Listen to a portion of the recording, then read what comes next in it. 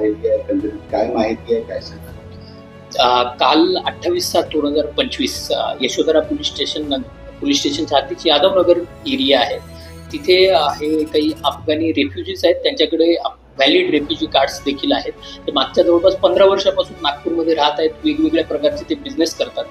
काल ते रात्रीच्या वेळेस तिथे त्यांना एक जुना फ्रीज खरेदी करायचा होता, तर ते बघण्यासाठी गेले होते की ते फंक्शनल आहे किंवा कसं. त्यावेळेस तिथंच त्या वस्तीत राहणारा एक अजय चव्हाण नावाचा हॅबिच्युअल ऑफेंडर आहे आणि त्याच्यासोबत त्याचेच नातेवाईक एक ऋषी तांबे नावाचा मुलगा आणि एक मायनर मुलगा होता.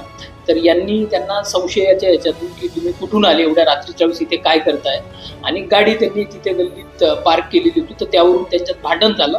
आणि मग या हॅबिच्युअल ऑफेंडरने तिथे आजूबाजूला पडलेले काही दगड आहेत त्याच्याने त्यांच्या गाडीचा काच फोडण्याचा प्रयत्न केला.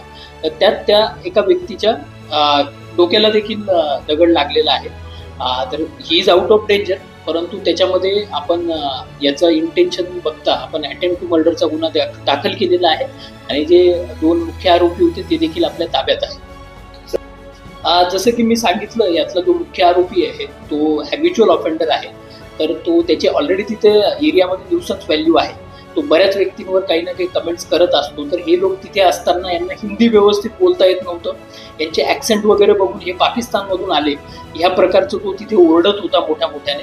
परंतु एक चांगली गोष्ट अशी आहे की तिथलेच लोकल जे इतर वस्तीमध्ये राहणारे लोक आहेत त्यांनीच पुढे येऊन या लोकांना बाजूला केलं, रेस्क्यू केलं आणि आपले पोलीस देखील तिथे वेळेवर पोहोचले आणि त्यानंतर मग आपण या आरोपींना ताब्यात घेऊन गुन्हा दाखल केलेला आहे.